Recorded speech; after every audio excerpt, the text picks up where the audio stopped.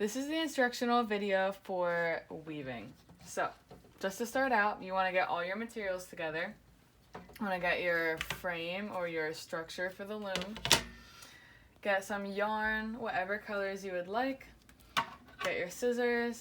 You can also have some fabric to incorporate. So, first, to make your warp, which is what it's called when it has all the strings, you're gonna get out a good amount of yarn.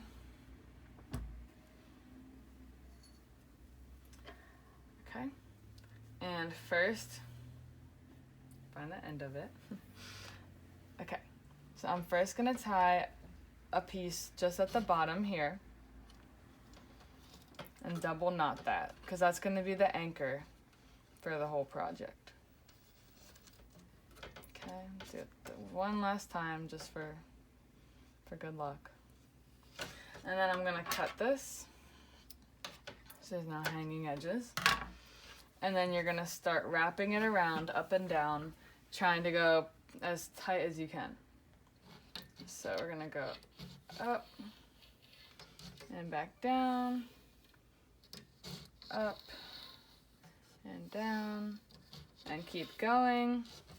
And make sure that you're holding it pretty tight so that there's tension, so that it stays pretty solid. Okay, so now I'm at the last one, and I'm just going to wrap it around this one and then cut myself a little bit of slack, and then we're gonna tie another knot. So any knot will do, just a regular knot just to secure it into its place. So I'm gonna double knot that. Okay, seems pretty sturdy. And then I'm gonna cut this.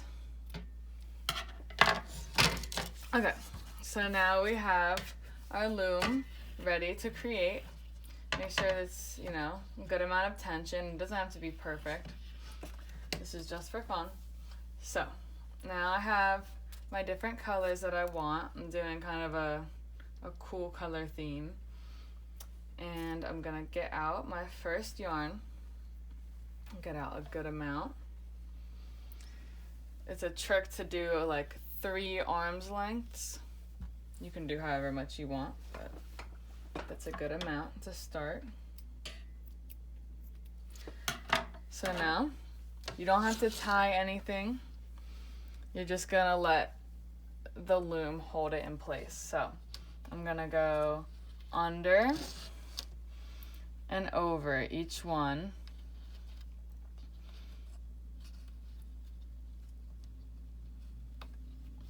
And so it's gonna start to look like this. I'm just gonna grab it through, under and over, under and over.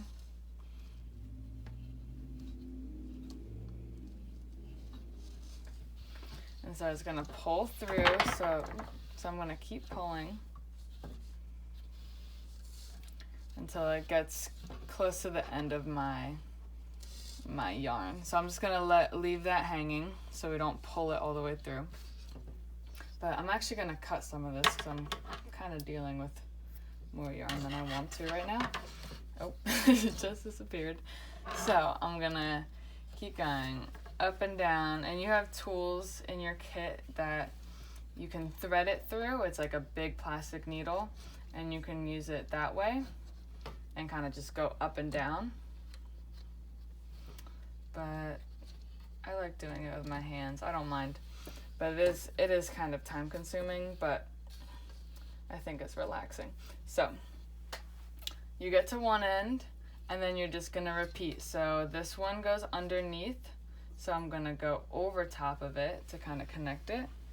And then I'm gonna keep going. So over, under, over, under, over, under. And you'll get the hang of it after practicing it a few times. It'll kind of be muscle memory. And this is a pretty big loom, to be honest. It's all going to depend on the size of the frame that you're working with. So I'm going to pull that through. You don't want to pull it too tight because then it'll go like this over time and it won't be straight.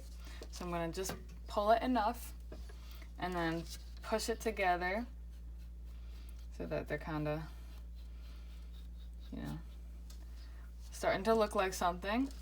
So as you can see, it should be opposite. So the first thread went over this line and the other one went under. So it should start to have a pattern like that.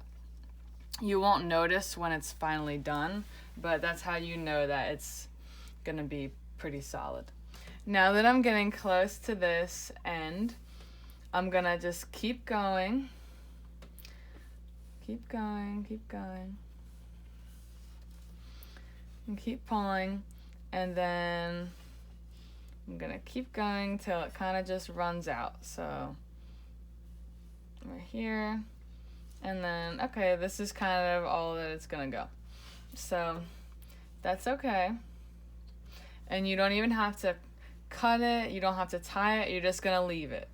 Because once this is all filled up, it's easily just gonna tuck behind, and it's like it was never even there. So I'm gonna now take this thick fabric and continue. So I'm gonna switch to this blue fabric that I cut a thin strip of.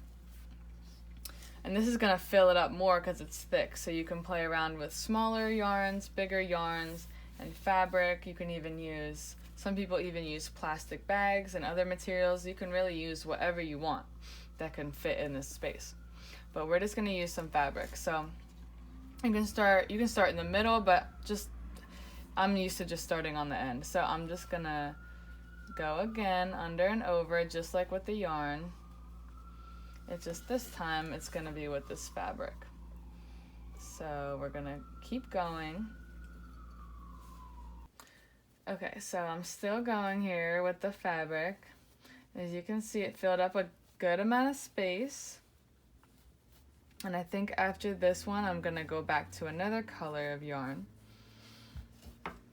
And so I'm kind of just squishing it up. You can even squish it more and make it like that, but I'm okay with it just kind of laying flat like this. I think it's a nice look. So I'm just kind of getting to the end of it. So we're just gonna go back. And keep going till it just runs out. I don't need to pull it a ton because we want to keep the shape. So I'm just gonna put it behind, and that's gonna be the end of that. And this was the end from before, and we can just poke it in and it's gone. So now I'm just kinda, every few rows, I just kinda look and make sure everything's going the way I want it to. And make sure it's all in order. So now I'm gonna switch to the darker purple, and I'm gonna take about 2 arms length, cut that, and then I'm just gonna continue. So just as we've been doing, over and under.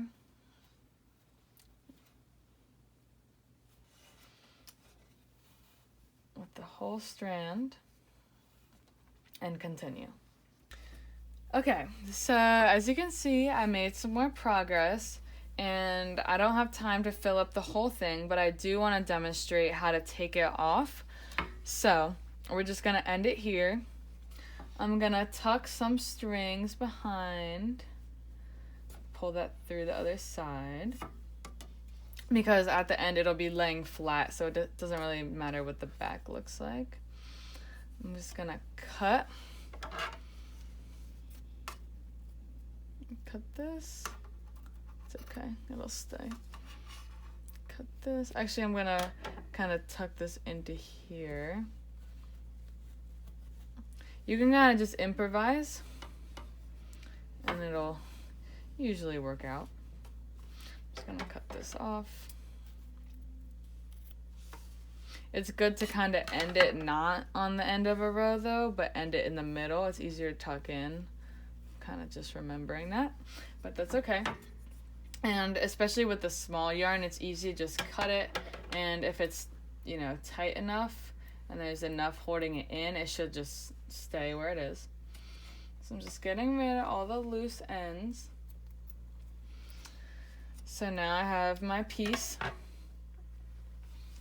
and I want to take it off. So this is also why I left a good amount of space at the top here before starting my first layer, because, and you can always, you know, if you start off and don't give yourself enough space, you can always just move it down, you know, move the whole thing down. But it's good to give yourself an allowance of yarn at the top so that when we do cut it, we can tie it. So what I'm gonna do is I'm just gonna cut all this off. So I'm just gonna let it go. So now I have the top half off. So we're just gonna kind of bring this back. And so now it's still attached at the bottom. I'm just gonna tie these little knots of the dark blue because that was the base yarn that we used. So I'm gonna tie these. They're gonna tie up real nice. Okay, it's actually being kind of difficult, but it's just because my fingers are kind of having trouble. But you can even leave yourself more allowance to do this. And if you want to have fringes, like tassels that come out, you can really have fun with this part. But I'm probably just gonna, you know, tie them in knots and then trim off the little ends. But you can do whatever you want. You can leave it whichever way. But this is just gonna seal it in there. As you can see, I'm basically done. I'm finishing off my piece. Next time I would use a lighter color for the base because it doesn't look the most clean whenever you have the knots at the top and bottom. But overall, I'm pleased with the way it came out and I had fun making it.